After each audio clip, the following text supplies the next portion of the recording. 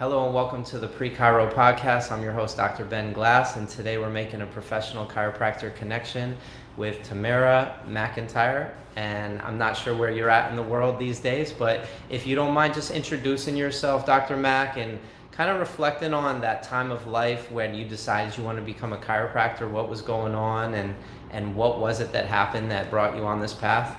Absolutely. Thank you so much for having me, Ben. I would say really the simplest way to describe how I became a chiropractor was really very personal. My dad was diagnosed with a malignant brain tumor when I was in high school, and I chose to study neuroscience. So I was doing my master's degree in neuroscience when I started to have some issues myself. And it really was chiropractic that opened my eyes to the possibility that we could be working with our nervous system in a health and healing capacity, and that it could be about us as individuals, not about how we were expressing. And it really changed things for me because what I knew is my dad was was being cared for purely based and focused on his diagnosis as opposed to him as a human being in the context of his life and his world and our family. And so it really was that brought me to chiropractic. And honestly, I was the statistic of the individual that had not been under a significant amount of care before they applied to school. And really, once I got into chiropractic college, my eyes were open to a whole other level of health healing, and it really was, I can honestly say, less about how the profession is practiced and much more about just being so incredibly empowered by its philosophy. And that really defined a lot of my choices when I was a student. It defined where I decided to go to school, and really sort of how I've lived my entire life, because of its philosophy. And chiropractic has been so good and kind, and amazing as a profession for me. Mm. So, as you know, the profession is extremely diverse. Can you Mhm. maybe just reflect on some of the mentors you had or the directions that you went, the different paths that you took, and communities that you engaged with that really shaped who you became as a professional practicing chiropractor? Absolutely. So I chose to go to Palmer College of Chiropractic in Davenport, Iowa. The original decision, unlike many students, was not location. It was, if I'm going to go back to school, I already have an undergraduate degree. I always already have my master's degree. If I'm going to go back to school, then I want to go to a school that's the best. That was really sort of my idea. So Davenport, Iowa was not a destination choice. It was not a choice based on location or proximity. It was really, at the time, I think most of us that went to school during those years that I was there, it was considered the Harvard. It was the school that really taught me about chiropractic being an art, a philosophy, and a science. And so for me, because I was coming from a science background and because it was the philosophy of chiropractic, the appeal was really, I want to go to a school that offers the best balanced education. And so that's why I chose Palmer College. And I would say most of us that went to school during the years that I was there would say it was the golden time. Like, it was the most amazing time to be a chiropractor. And the school just had such energy. I mean, the classes were huge. I was there when Victor and Virgil Strang was my philosophy instructor. Fred Barge was my philosophy instructor. And so my first year philosophy was the person who wrote the textbook was teaching me. Fred was around, and all of, in all of his bravado. Um, and so I had I was taught philosophy from some of the best that exists. And so I would say, when you talk mentorship, I grew philosophically learning from the best. But what happened in my time was, in my second trimester, Virgil died. And within that first year of my chiropractic experience as a student, Dr. Guy Reekman came in. And so the doors just were blew open. Up until that time, Palmer had closed and was really confined as far as who could participate in a student's education. They've gone back to that model, but at that time they were really closed, and then Guy came, and all of a sudden Reggie Gold was invited back on practice, back onto the campus, so Reggie, I actually picked Reggie up in my car that had no air conditioning. And, I know who Reggie is. I know who Irene is. I was a campus guide. I gave tours to Chester Wilkes. And so for any of the students that may be here or any of the doctors that may be watching, Larry Markson, I met all of the people during the time that I was a student. I gave them private tours of BJ and Mabel Palmer's home. I was the head of a campus guide. And so I really was immersed in, then became the history, but also the people that were really shaping the profession. I was meeting them, people who had made like significant changes in the direction and the trajectory of the profession. Like they knew me by my name. And so that felt really amazing. Two other pieces, I would say, after about a year and a half in practice, I was told, you know what, you need to go listen to this female chiropractor, which at the time was just, there wasn't very many. And so I go into this room cold, having no idea who I'm listening to. And this woman stands in front and talks about the waveform and what happens with the force that we introduce into the body. And it can be constructive or destructive. You probably know who I'm talking about at this point, because she made tonal work make sense for me in one evening. That was Sue Brown. And Sue became an incredible friend of mine. And so Sue opened the door to Sherman. Sherman opened the door to student triunes. Then I was getting on a bus with other students and going and sitting at Sherman, and I met Donnie Epstein for the first time. And I met a lot of other philosophers. It was like Joe Strauss was then there. And so Judy Campanelli. I mean, and so I would tell you, when you say, who are my mentors? Like, that moment in my life, those years of a student, are so incredibly precious, because they gave me the scaffolding that allowed me to be and grow and become who I am as a human being, which preceded who I became as a chiropractor. That's so powerful, and I really appreciate you mentioning all those names, because they actually have works of art, shall we call them, books and talks that we can link to from this conversation, and that students can go and listen to.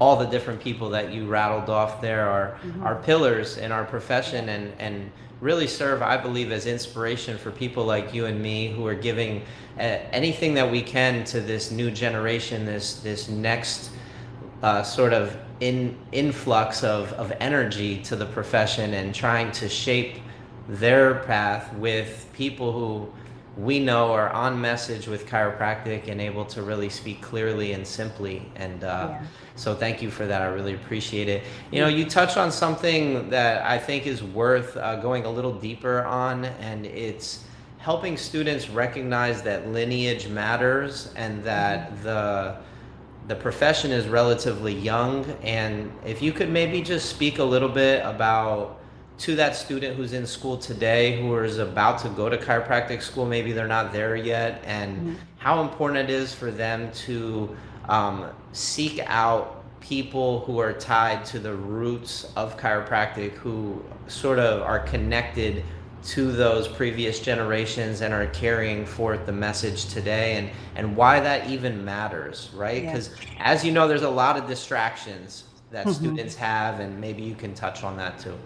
Yeah, it's interesting, because when I was working in a chiropractic institution, in college, one of the things that I realized is that our younger generations tend to rely on each other a little bit more than they tend to rely on other generations, and that's really just a generational change or shift. There's no judgment associated with it, but the reality is their social connection has been very different than like mine was. And so, one of the things that I would always sort of say is the wisdom, like, chiropractic is different than other professions. And so, if you have a friend that's in medical school, they're not spending the weekend learning from other medical doctors. But we as chiropractors and we as chiropractic students, we value a level of knowledge that comes from experience.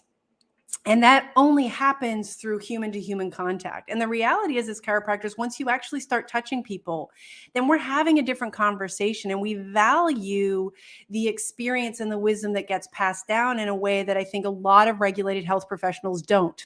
So, lawyers go and get their experience in an internship, in other legal offices. Dentists will go and work as apprentice and as associates. Chiropractors have the capacity to go out on their own, but typically that only happens when they've really spent enough time shadowing, mentoring, and connecting with the wisdom of the generations that come before us. And so, if you'll indulge me for a moment, I'm going to share, sort of a student experience that defined what that's all about for me. So, there was a chiropractor by the name of Bud Crowder. Anybody that's on here would recognize Bud Crowder as being sort of like the OG when it comes to upper cervical care. I mean, this guy was providing care to his patients in his 80s out of his home, because of his commitment. And so when we talk about longevity in the profession, there's a lot of chiropractors that will, that basically did that their entire life. But here's what Bud taught me. So they used to have these, what was called clinical rounds. And Bud would come onto the campus, and it would be like, I can't remember, like, once every couple of weeks or maybe once a month. And what would happen is difficult cases or challenging cases that were sort of the faculty would identify or that the student intern would identify got to present their case to Bud. And then what would happen is we would all go into this one room, patient would be on the table, and we were couple different things. That it was only as many people that could fit in the perimeter of the room. The patient was there. We weren't allowed to talk, and Bud would work up the patient. And then he would tell us afterwards, it was sort of like he would tell us what was happening.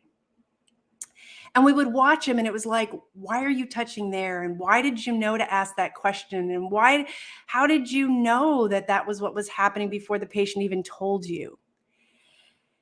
For a student, when you're learning everything that's coming from a textbook and you're thinking you're grasping everything and trying to make it make sense, when you went into a clinical experience where you watched a clinician who didn't need words, who could touch a patient and just know, then you knew there was something more that was happening outside of what you were learning in the classroom. That there was much more of an exchange, that there was a depth of knowledge that's gained over time and over experience when we're working with the human frame that you're not going to get in the classroom out of a textbook. And so for us as chiropractors, I think we all know that with time and with experience, the understanding of the human experience and what we do and how we work with the nervous system requires a depth of knowledge that comes and that you have the capacity to gain by working with, standing alongside, and shadowing those that have been doing it for longer than you. Yeah, well said. Yeah, we learn differently as chiropractors, absolutely. And because chiropractic attracts such a diverse community of people, I mean, you've got people with backgrounds who had a previous career, who were teachers or who were in business, or maybe they were even in politics, who knows? And then you've got students fresh out of college. Can you maybe just speak a little bit to how you leveraged your experience as a human being in practice, like who you were before going to chiropractic school, how that translated to how you showed up as a professional, and really sort of how you expressed chiropractic in the practice that you built? Yeah. It was interesting because I would say to you, there is a way and a practice model that 100% of chiropractic students will learn regardless of what school they choose. And so a certain model. And what I realized really quickly is that I had the idea I wanted to do it a little bit differently. And so I sought out people who were doing things a little bit differently. And the diversity within our practice does one of two things. It either allows us the freedom to be ourselves in our practice and to define, to create a practice model that works for us, but, maybe even if we haven't seen it before. And we tend to be, more open to that as chiropractors, but it also creates a certain level of, even within the profession, it's like, well, if you're not doing it this way, then what are you doing, or what's that going to look like? And so what I would say to you, when you talk about leveraging, I'm a huge proponent of doing it your way. Yes, the finances have to make sense. Yes, but you are, if I said to you, what you really ideally want in your practice is you want 80% of your practice to be the easiest people for you to connect with, to serve, to communicate, and to provide care. There's always going to be a small subsection that's going to challenge you because we're human beings, but the goal is to create a practice where there is ease in the manner with which we do ourselves as it relates to how we offer chiropractic care. And so it took me a little while to figure out what that looked like for me. I was part of a little program that existed. We had a little insecurity as Canadians that if we were educated in the United States and we were going back to Canada, was the education going to be transferable or not? And so I did this, little workshop over a couple weekends with a Canadian group. And we sat down and they looked at my business plan and they're like, oh, you're going to have to change this. And I said, but the money works.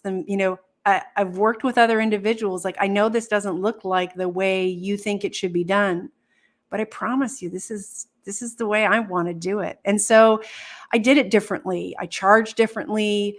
I saw patients individually one-on-one. I did some extended visits. I provided care in a manner with which I felt like I was in integrity. And I didn't have to do a lot of marketing. My patients, ultimately, it was sort of a grassroots build. And I remember it being in school and them sort of saying it'll take 3 years to really get your practice going. And I'm like, no, not for me. It's going to grow. Yeah, about 3 years. 3 years this is not stressful. 3 years are all the people that are coming in the door, the vast majority of them are the people I want to help and support, where communication is easy, where my patients are sending the best people who want what I have to offer. And so I would say, leveraging and being open to being teachable, being open to having to shift or change things, but not compromising who you are as a human and the way you communicate and the way you want to provide care, and finding and defining yourself in practice, a model that suits you. That's really important. And that I advocate because it took me some time to figure that out myself. Yeah. No, I really appreciate that. There's so much that goes into practice. I would say becoming a chiropractor is this path of self-discovery, self-exploration. You could say self-mastery, self-refinement, self-realization. There's so many things where it comes back to you. So I love how your message is really just helping students ask themselves certain questions. There's a lot in your answer there to ask. If you're a student listening to this conversation, just asking yourself some of the questions that Dr. Mac just shared right there about what you would be comfortable, like who you'd be comfortable taking care of, who you relate to best in your life, and attract and going after those types of people that you enjoy spending time with. So that's beautiful.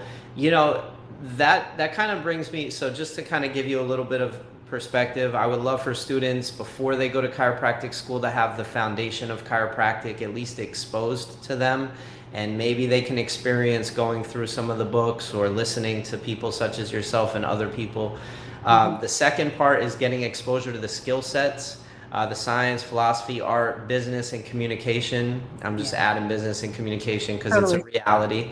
And then the third part is the apprentice. And you had touched on this a number of times. We have to learn different if we have to think differently and learn differently if we're going to be ready after our program, because we don't have a residency. We don't have this runway created for us as graduating chiropractors. So maybe you could just touch, if you were recommending a student who's going to say go to 100 different offices in the next 3 years, what are some of the strategies they can maybe implement as far as walking into an office with clear intentions, or just this awareness of how do we take in our environment at a subtler, more specific and detailed level than a person who's just like, I'm going to a chiropractor's office because I'm going to become a chiropractor with no clear intention.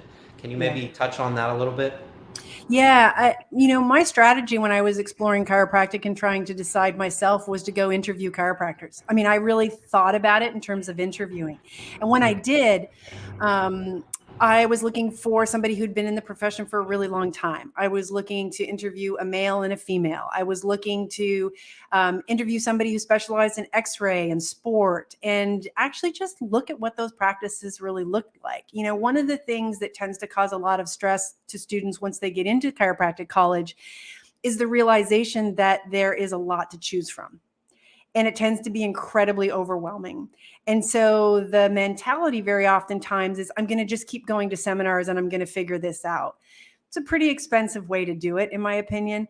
And so I think, to really understand, one of the things that we will oftentimes lecture on, my wife and I, is the concept of where philosophy meets matter, which is the manner with which chiropractic is practiced can look really different. There are chiropractors that only address one area of the spine and see full nervous system and health impact.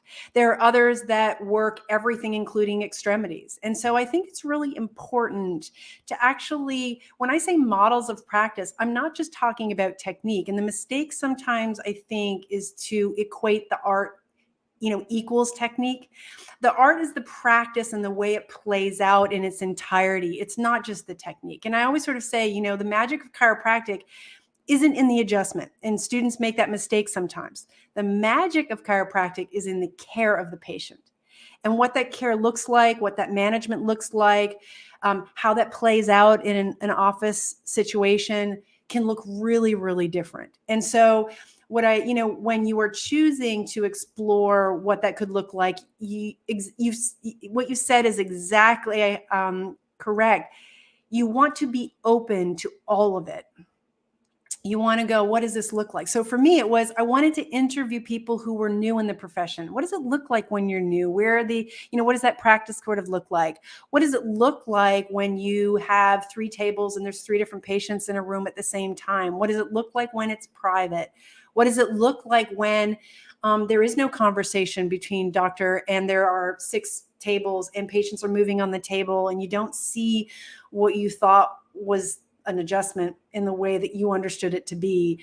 I think it's really important to see the diversity of the manner with which the art of chiropractic is practiced without judging yourself or feeling like you have to pick immediately. Because what I would say is there are pieces of who I am as a chiropractor that came from a lot of different types of techniques, but I'm responsible for the integration and creating the art of the manner with which I practiced.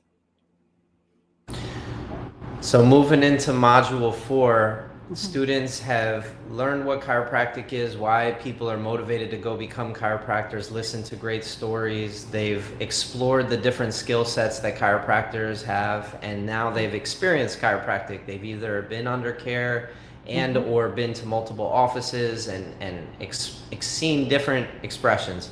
The 4th module is encouraging them to step out of their comfort zone. It can look many different ways, but some of the suggested ways is to actually, if they're on a college campus, start their own pre-chiro club and go and have conversations with their teachers or their guidance counselors or their fellow students. Is there any way that you could maybe help encouraging a student who's starting their own club, just in regards to like the structure and maybe how to be organized? We're obviously imagining that they have limited time, energy to invest outside of the curriculum, but they are college students and they are passionate about chiropractic. I'm just curious, this is a creative conversation, if you could maybe just share what you would recommend to a student who is gonna undertake that task. Yeah, I mean, I would use the structure that we use as chiropractors. It's a science, an art, and a philosophy. And you would want to design your speakers and your content that's consistent with all of the aspects and components that are required to really really create the mastery that happens as a chiropractor. So it's to design, and whether you do it in trimesters or whether you do it in quarters or whether you do it in singular focus, like this is the quarter that we focus on the science of chiropractic. This is the, or maybe within a particular, term, this is the way you build it out. But I'm a big proponent of planning. And I would say I would plan it based on the content with which you would want to expose and be exposed to as students, to ensure that the complexity and all sides are met. So, I mentioned the science, the art, the philosophy. I think you're absolutely right. You need to have contribution in a business realm. You need to have contribution in the patient education and communication realm. And so you look at what are all of the components and the silos that we tend to get stuck in, really create a content map, and then go find your people that can speak to it. And ensure that you have diversity. And diversity is not just diversity of technique. Diversity is diversity culturally as well, because we as a profession have a significant issue associated with lack of diversity. And, for as many females as we graduate, the statistics associated with those that stay in practice tell us that we need to be providing support, to expand really the diversity within our entire profession, not just within our own individual practices. Absolutely. Yeah. And then, so just to speak to what you just mentioned, I think that a large part of where this inspiration for this project comes from, if I'm speaking to a student right now, is that when you go to chiropractic school, everybody has a reason that they're there. A lot of people, it's their fallback second option. They didn't get into the program they wanted, and so they choose something that will allow them to be a doctor. And to me, that's not necessarily honoring the quality and like magic that chiropractic really invites in. As far as, I've said this multiple times, if you're gonna go to become a chiropractor, give it your all, be 100% committed, be excited to be there, and be looking for other people who are excited and run with them. Don't get dragged down and bogged down by people who didn't want to be there or don't want to be there, because there are people like that, and the statistics speak to that. I think that's the cause of a lot of the effects, but a lot of my inspiration is trying to go out and seek diverse populations that have never been exposed to this path, and say, hey, this is an amazing path. Yeah. For example, I was having a conversation with a young Latin woman who's in her sophomore year at Berkeley College right now studying chemistry, and just helping her see that up until this point, 4.0, all about grades, GPA. Parents are like, if you get a B, it's a problem. And right. I'm giving her permission to step outside of her curriculum and say, hey, at the end of this year, if you are able to move more towards being balanced between curriculum and real world experience, and seeking out the people that inspire you and asking for mentorship, or just asking for, hey, what are some recommendations on how I can move in the direction that you moved, because I'm really enjoying what you're doing. I think we need more of that mentality. And I think that most people who are the first in their family to go to college, or come from, maybe lower economic backgrounds, they had to adapt. They had to ask new questions that their peers weren't asking to get to even the possibility of becoming a chiropractor. I mean, it takes a lot of discovery, right? Or exploration. Well, and the interesting thing is that, interesting is probably not the right word, but chiropractic has been pretty privileged historically. And we see that in our student base. And the reality is that, when we talk about equality and equity, we want to do exactly as you are saying, which is support those that that need the additional guidance and additional help and additional support to move towards a profession that, is relatively unknown. And so when, we are still teaching some of our young doctors to go into the best neighborhoods, that, these are the fee structure that needs to, in order for you to pay your bills, this is what you need to be charging. And the reality is, I'm so inspired by the newest generation of students that are graduating, because they are choosing to do things differently, because they want to provide chiropractic at a price and fee structure that's going to allow them to serve their own neighborhoods, different, lower socioeconomics. They're doing mobile practices, which were never done before, creating practice models and serving communities that for the most part would not have even known chiropractic. And so I think it's really important that we speak to minorities, that we inspire them, because we need, here's the truth. The penetration of chiropractic has not changed. The market share of chiropractic has not changed significantly. I believe it has not changed because we've not changed the exposure. And so we continue to serve each other in, a certain echelon that look like you and I, in certain neighborhoods that have a socioeconomics. And then we serve lower socioeconomics in foreign countries instead of our own backyard. We provide chiropractic care in a service mentality in other countries when we're not actually taking care of some of the homeless within our own neighborhoods. And so I'm really inspired by these practices, these new practices that are coming up, that are creating a charitable side of their chiropractic practice, that are serving communities one day a week, creating community care type service opportunities. And I think for chiropractors that are reaching out and speaking to those that want to, to be in service of other humans and didn't even know chiropractic was a possibility, 100%. I'm right there with you. I'm right there with you. I mean, I think that the possibility of running your own nonprofit in conjunction with your own for-profit practice is a no-brainer for people that are coming out $250,000 in debt today. If nothing else, it puts you in the mindset that, hey, I'm working towards this 10-year public service loan forgiveness milestone, and I'm working towards something. Takes all the pressure off of, like, how am I going to do this? How much money am I going to have to pay on my interest this year, and this and that.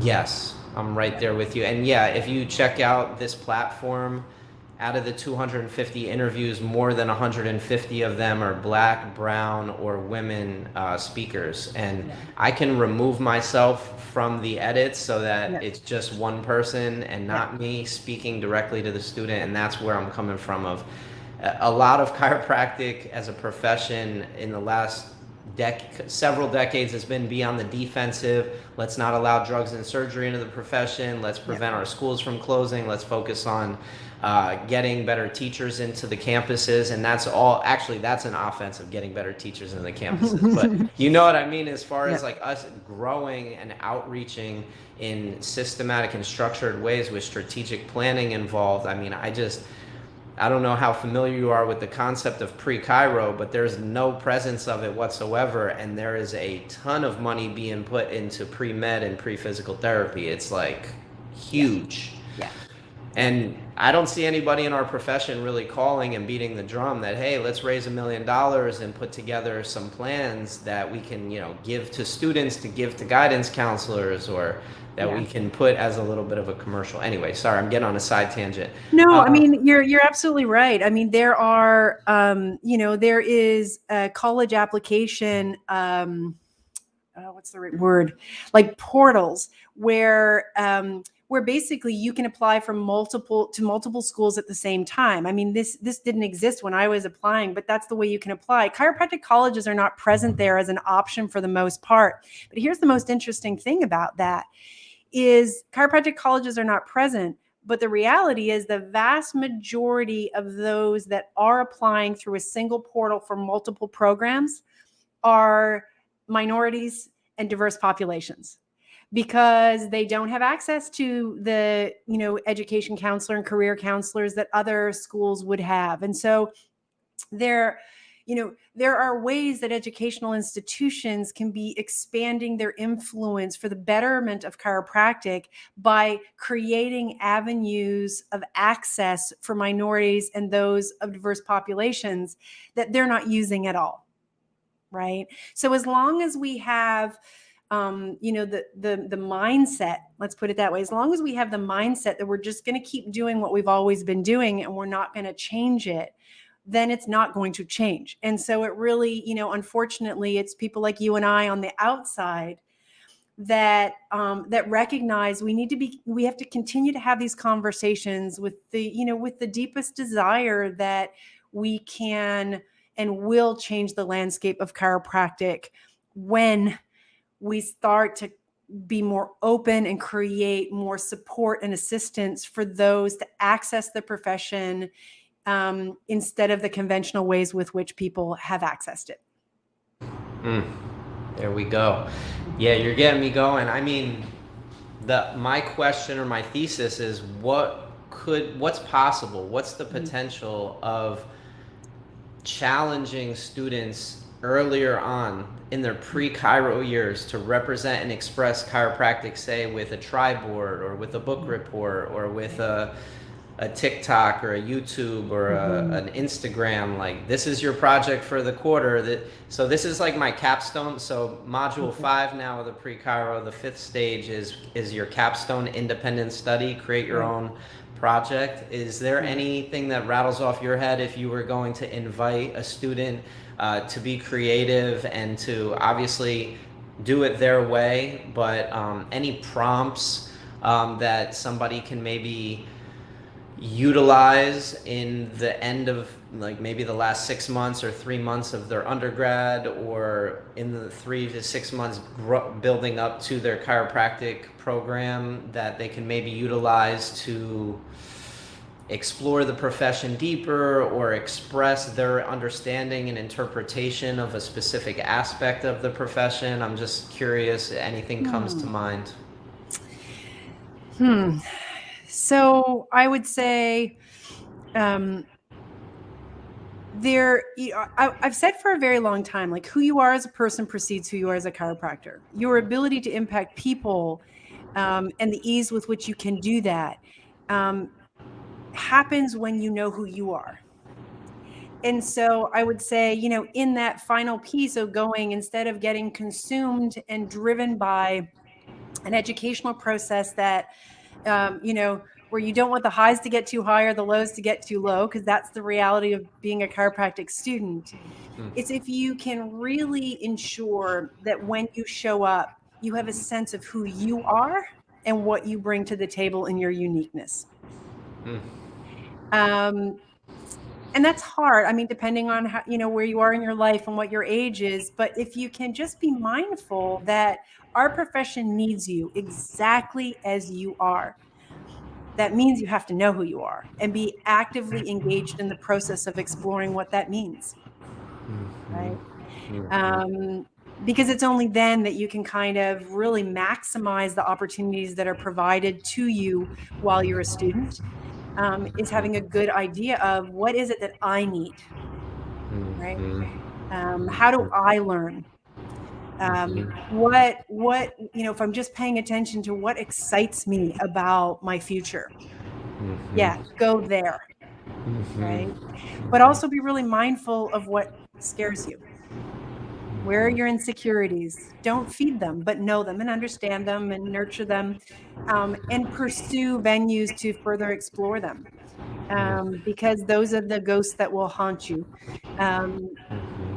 in your patient interactions, in what holds you and draws you back from participating in a club or in exploring a conversation or in showing up in a room with somebody that you admire. If you don't know who you are, then those things become obstacles. So you want to go after what you need based on your strengths and your weaknesses. And I think if you've entertained that a little bit before you arrive in chiropractic college, your experience will be more fruitful for sure. All right, can we shift to present moment, the work you're doing with the Prana Foundation, and just maybe the way that you work with the people that you work with and the way that you've maybe set out a plan of how you and your partner, Dr. Mo, how you two plan to make an impact and continue making an impact, and how you are making an impact. Maybe just kind of give me some insights, or give the audience some insights as to who you guys are. Sure. So we really are committed to education.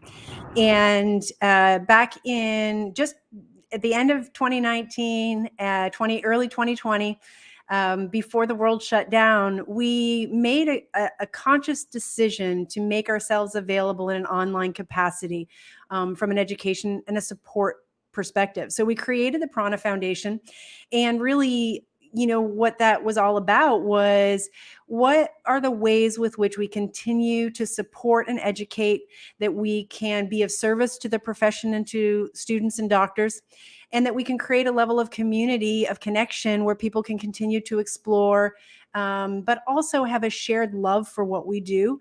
And that was really what the motivation was for our foundational work. And so what it has transpired into, it really, we created the infrastructure to go online, and then, wow, isn't it interesting? The world shut down and everybody is actually almost exclusively online. So our timing and the universe, it was pretty perfect. So we run online courses. We do courses that are associated with not just the science of chiropractic, but how it's applied in practice. We are very focused on nervous system regulation, talking about what happens with neuroplasticity and the nervous system.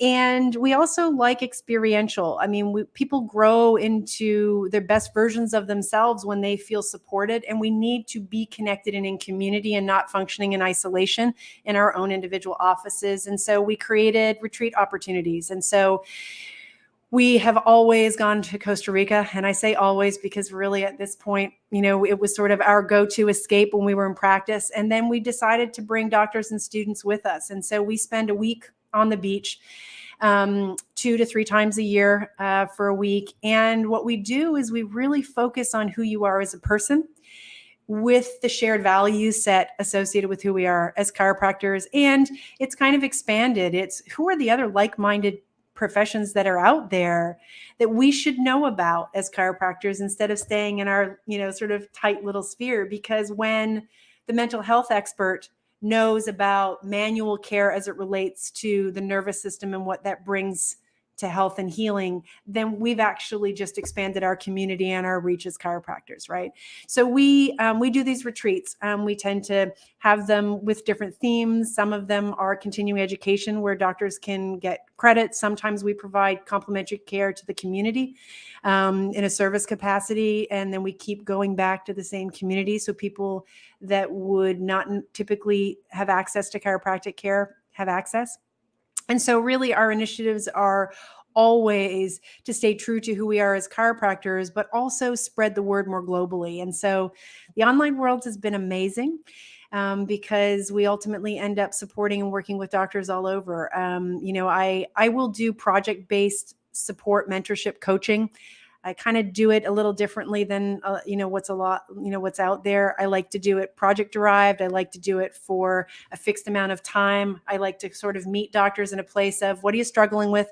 Okay, let's come up with solutions and make that make sense for you to put into place.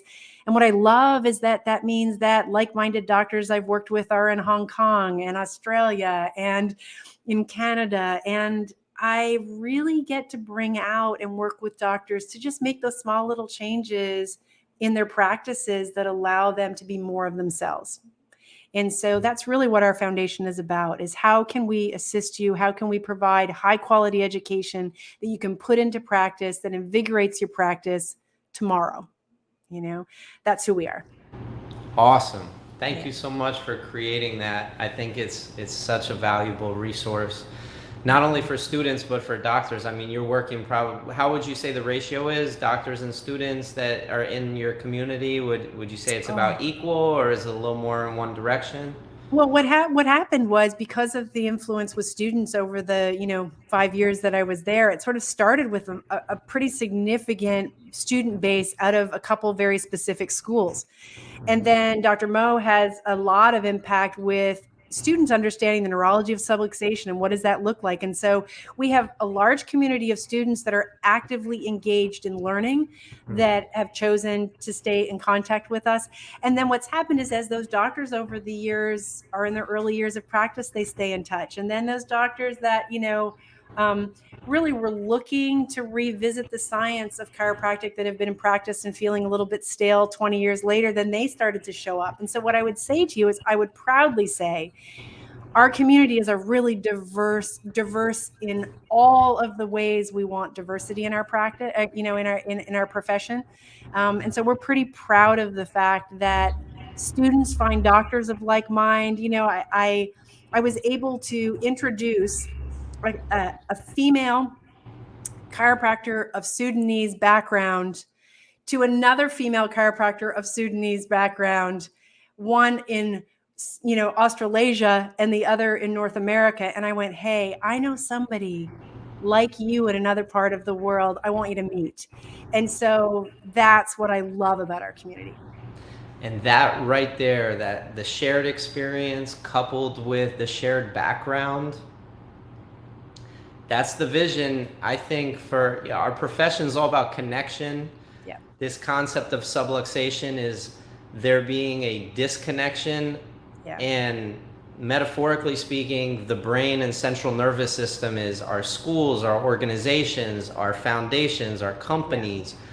Mm-hmm. And the tissue cells are our students, our teachers, are our practicing chiropractors. And if we truly are about connection, right, that primary subluxation that we like to talk about that happens at birth or even before birth, it truly could be thought of as the pre-Chiro student and the prospective audience. And there's so much potential in that. I mean, the beauty is that these are new questions and that you're approaching things from new angles.